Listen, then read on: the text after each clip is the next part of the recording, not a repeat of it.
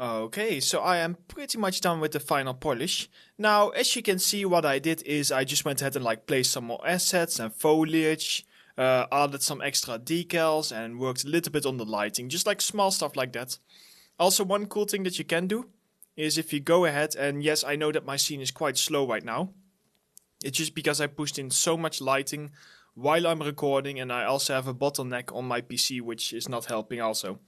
But basically, what we can do is we have this material, which is the traffic light. There's another one, if you want, that I forgot to show you. For example, this one, where I can set the traffic light flipped, which will mean that it will become red. So it's up to you if you, for example, want to add some extra change like that. Now, what are we going to do in this final chapter? The first thing that I want to quickly tell you is about nanite. Then what we will do is I will show you how to take some final screenshots and also how to render out a nice video for your portfolio. And I will just be discussing a few more extra things. Now, I just wanted to tell you that pretty much this entire environment, except for a few small pieces, are using nanite. You can find this by going to lit, nanite visualization, and triangles. So nanite is really good because I'm sure that many of you already know about it. It's basically like a really advanced LOD system where it will automatically optimize based upon the distance that you are in. However, that's not the only thing. I wanted to tell you that nanite actually also works together with lumen to generate accurate shadows and accurate GI. So that's why I wanted to go ahead and make as much as possible of this scene completely in nanite. So you can see over here that now, and especially these are really high poly, of course. Normally even the cars are not that high poly. But I just wanted to let you know that nanite is activated for this project. As you can see over here, it is working great. It means that we can add a little bit more polys. Most of these meshes will of course also work without nanite. They are not that high poly or anything like that. They are all game resolution. So you can still use them without nanite. But then your lighting might not be as good. For now, nanite is especially great for things like rocks and nature and really just high poly objects and everything. So I just want to quickly show you that. Now, next to that, so yeah, we went over a lot of stuff. We went over on how to do the level art in our scene, how to do the lighting in our scene. We went, of course, over some basics. So I hope that some of you who needed the basics have managed to also get to this point and already have a pretty decent scene. We spoke a lot about composition and lighting and everything. One thing that we did not speak as much about is optimization, because this was more about creating a level with a pretty slightly cinematic style picture. However, in this level, the optimization that you would want to focus on is not so much the geometry. The textures can be a little bit lower. I left everything at 4K resolution in terms of the textures, just to keep a nice high quality. But just to give you a sense, if we would turn on our FPS, which right now it's hovering around 20, you can see that if I turn off my neon signs over here, that we are bumping up in another 10 FPS. And then if I turn off my street lights over here, where are you? Street light. There we go. That's another. So now we are hitting 40 to 50 FPS. So just know that the lights are the ones that are currently the most expensive. But you can also see they definitely add a lot to our scene. And let's not forget that we also have a lot of these fake lights over here. Some of these fake lights you can try to optimize by simply switching through them. And then what you can do is you can turn on and off the shadows and see if it makes a big difference for your view. So for example, this one I can turn it off. Here, see, I can see that on the car it makes a really big difference. So I don't want to change that. This one I can see again makes a really big difference. This one, yeah, it also makes a difference. This one. Here, this one, for example, does not make a difference, so I can turn off the shadows. This one already has it turned off. And that's another way that we can do a little bit of optimization, especially when we are further away from the camera. If you want, this is a way. For example, this one does not do a lot. It is a way to basically add a little bit more optimization. This one I want to keep. This one I'm going to turn off.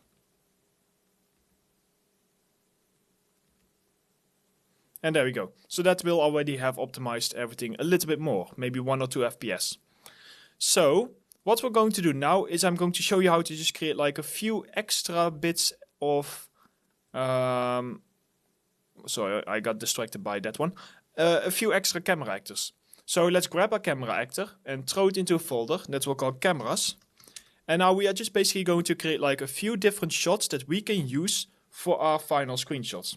So let's see, we have this one. In order to just change the camera actor, simply Ctrl C and Ctrl V it.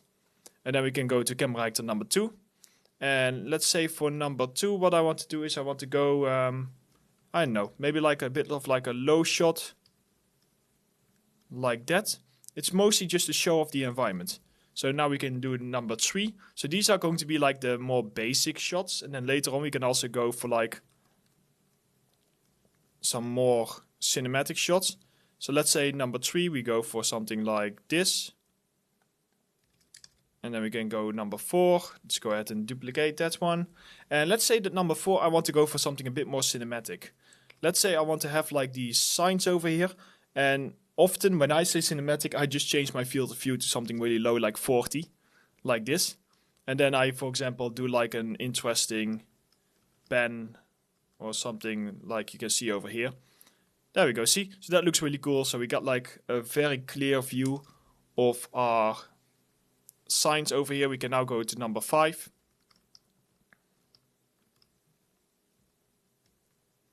And maybe go for like something like that. And let's say number 6, we can go for, I don't know, maybe you want to have like another view. That's like a bit of like a helicopter view, like a top down. Like that.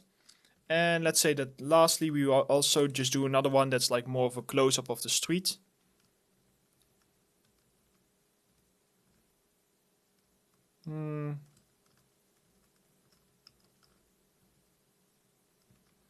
No, I don't like that one so much. I think I'm gonna go for this one because it has like some interesting lighting. So we can also go for like, if you want to, of course we did not create the car, but it could still be nice to like showcase the car. And if you, for example, make the car a bright color like red, here, see, that will really stand out. So that looks quite cool. And that's pretty much it, how we can create our different camera angles. Now the next thing that we would want to do is, let's say that we want to create a few screenshots for our final portfolio. Now we get to the fun stuff. Oh, by the way, that's why I'm running so slow. I'm running at 150 FPS instead of, whoops. Yeah, okay, that makes more sense. That now we have 60 FPS. And 30. Yeah, okay, I was already thinking like it was slower than I expected, but that's a lot better. So, we want to create some final screenshots. Now, what do we first need to do? First of all, I like to go to this view. And I like to now go ahead and go into my cars and change the color. So let's say blue, white. Let's make this one maybe like a black color. Let's keep that one. Let's keep this van white. Over here, maybe like a green color. Let's keep this van silver. That car is white. Let's make this car probably also. Shall we go red or just having a think about?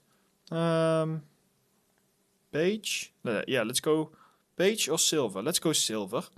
Then back here, let's make another color that's like red.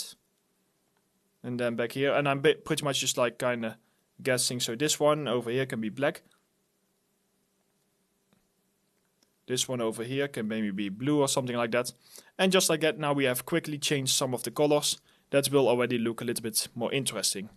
The next thing what you want to do, you already saw me doing. I just press G and I press G again to hide everything.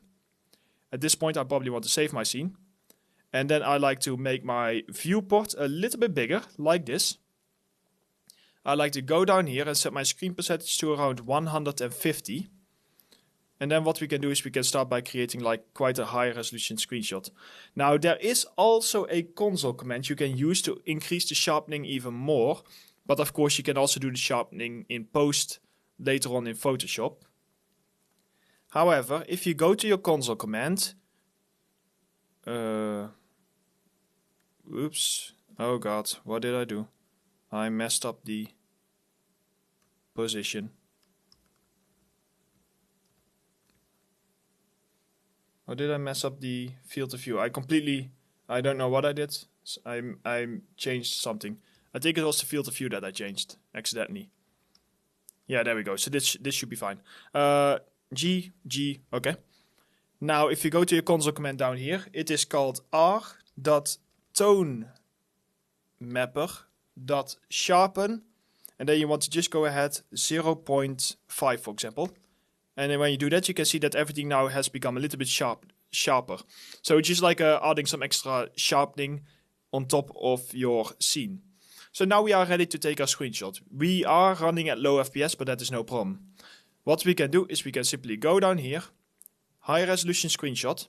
Now, one thing that is very important, the higher you go, the more chance you have that Unreal crashes. This is not, it's a little bit of like a buggy way of using this. So please do keep that in mind, that the higher you go with this, the more chance you crash. What the multiplier does is it will multiply your screen resolution that you currently have. For example, I'm currently recording at 2560 by 1440, so this is around 2K if we not count the UI, something like that. Now if I set +2, it will probably do 3.5K or 4K, so I can go ahead and I can press capture over here. And there we go, so it takes a second and then we can open up the folder. And then we can go ahead and we can right click, properties, and have a quick look. Here, 3.5K, so almost 4K resolution. And when you open it up, you have this really nice high resolution screenshot. Now 4K is more than enough for me. I can try to go higher, but why would I? So now I can go ahead and, for example, go to my other camera actors. And I can simply go in here and give it a second to load and then capture. Go to the next one. Give it a second to load everything in. And capture. And just like that, you can start by creating all of your final screenshots. So we have this one over here. Another cool one over here.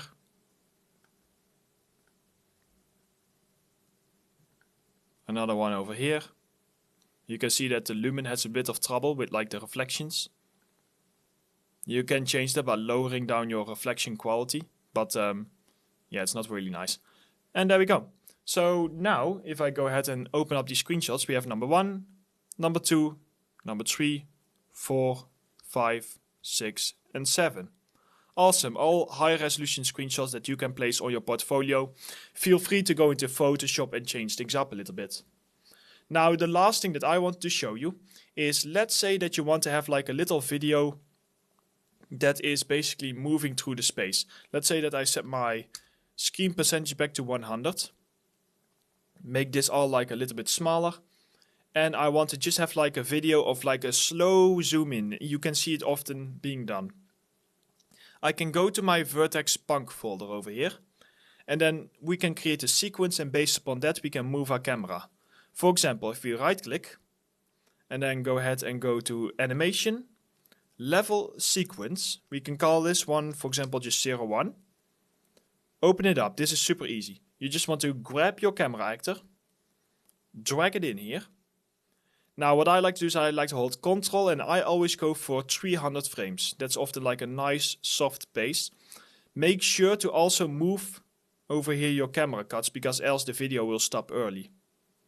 Next, what you want to do is you just want to go ahead and click on your camera. This is number 01. Make sure that you are in world position mode and not in the camera mode, because else your camera will go in the angle in which you are pointing. And then all you need to do is press this little center button on your transform. Move over to the other side, over here, and then move your camera forward how much you want to have it forward. For example, up until this point, and another key. Now what will happen is it will create a path. You can also add rotations and you can add more keys. But now what you can see is that if I go ahead and I just press G and I press play, you can see that over here it gives me like this nice movement. I can see that we have a little, like that's quite a bad problem over here with the bus. However, I have a feeling that that problem is because of that light I turned the shadows off from. Oh wait, or it is some clipping. Let's have a look. Let's try. Yeah, there we go. So that will fix that. So those are like small little problems that you might still fix. But now you can see that now we can simply press play, and then we have this nice panning shot over here. And feel free to, like, of course, add more different types of panning shots. It's the same basic concept. You can also literally fly your camera around. So I will undo this, but let's say that, let's say I have my camera and I just do this, for example, and then place a key. It will actually try to go between these keys, and then it will just try to follow the path again, like that. But I'm just going to undo that because I don't need drastic movement like that. Okay, now that that is done, we can go ahead and we can save our sequence. And if you want to render out a video, you basically just want to go down here. And what I recommend for my render settings is, because they still do not accept mp4. Now the tricky thing is that the AVI render that outputs is always broken, but I have a workaround for that. So what you want to do is use a custom frame rate and just go 60 FPS, nice and high. Resolution, 4K resolution, even though you want to later on probably lower it down. You do want to turn on compression. But then what we can do is I'm just going to create a folder called video. If you give me 1 second, I will do this on my other screen. Video, there we go.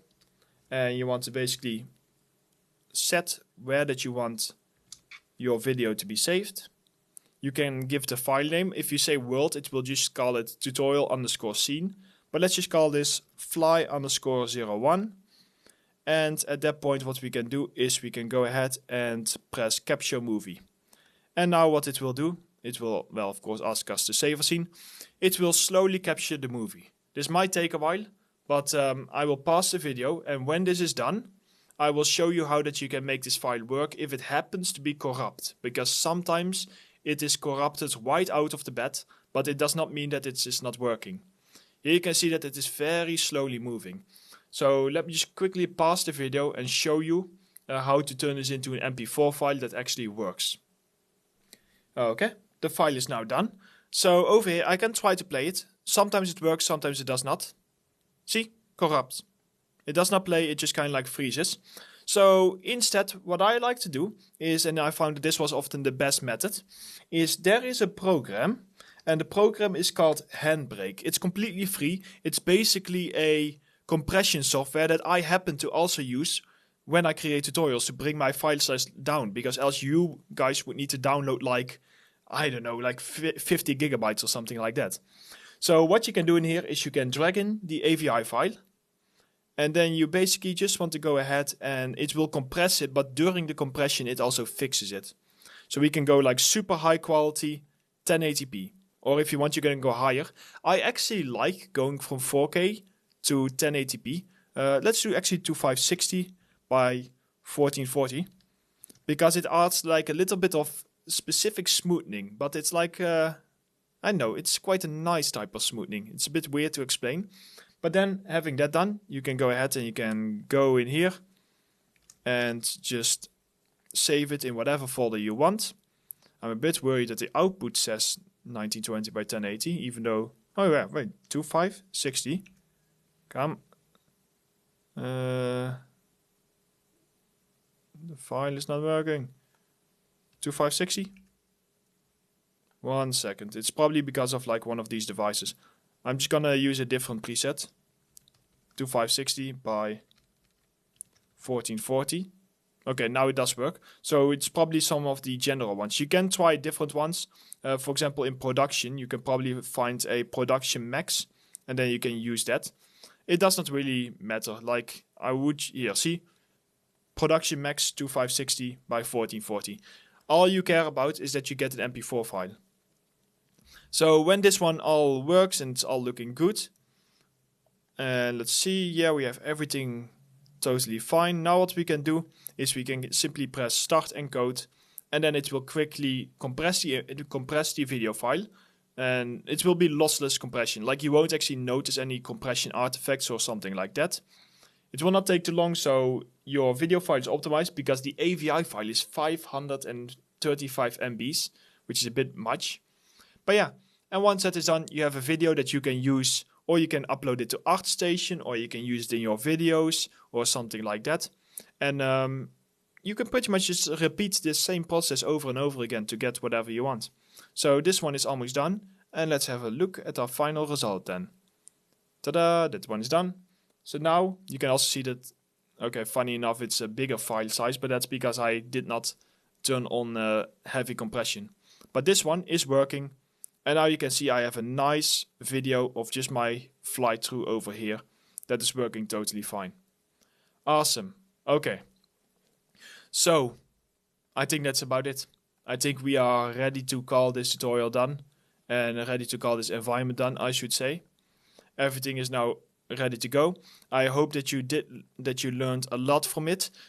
Have fun playing around with these assets. They are yours. You can just go ahead and you can use them to build this environment and everything like that.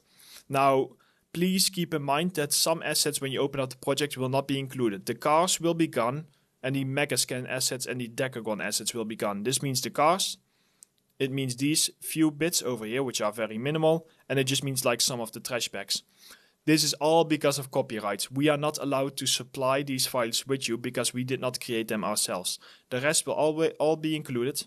I will keep in this tutorial scene, and we will also have like the original scene, so you can compare between if you need to make an environment fairly quickly or if you have your time to really spend on the environment and just like calmly look everything over. And I hope that you learned a lot from it. So I would say, once again, thanks for watching Vertex School. And my name is Emil Sliegers, and I will see you next time.